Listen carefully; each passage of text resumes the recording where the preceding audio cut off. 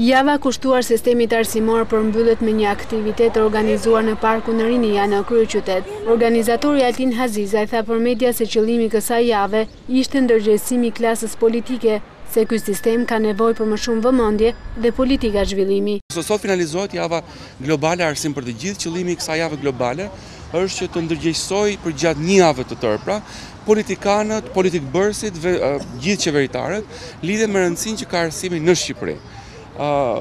Arsimi sigurisht që ka patur ngritje dhe uljet e veta në Shqipëri. Ajo që ne mund themi është që kjo javë i është dedikuar të gjithë, sidomos çështje specifike e parë të mësuesve. Pra, ne kërkojmë që arsimi të ketë kualitet, do thotë që kemi nevojë që mësuesit tanë të kenë kualitet, po nga ana tjetër pa diskutim i dedikohet çështjes së arsimit të fëmijëve. Ende në Shqipëri ka fëmijë që nuk ulen sot në bankat e shkollës, që do thotë që pa diskutim këta fëmijë kanë nevojë për politika specifike që ata të ulen në bankat e shkollës.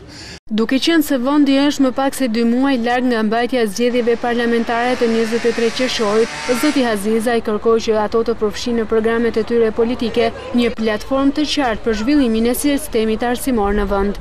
Mendoj që vërtet, për më tepër që jemi përpara zgjedhjeve, është një moment që vërtet shikojmë në programet e partive politike çfarë do bëjnë ata për arsimin e fëmijëve tanë. Kështu propozimet janë në fakt shumë konkrete.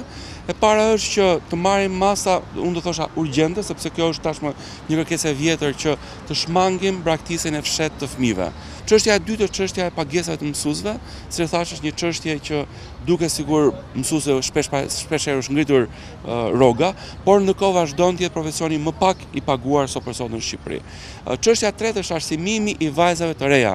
Ndërkohë, një nga problematikat e hasura gjatë viteve të fundit në Shqipëri, sipas Hazizajt, është braktisja e shkollave, gjë e cila sipas tij duhet të marrë përgjigje të menjëhershme nga shteti shqiptar.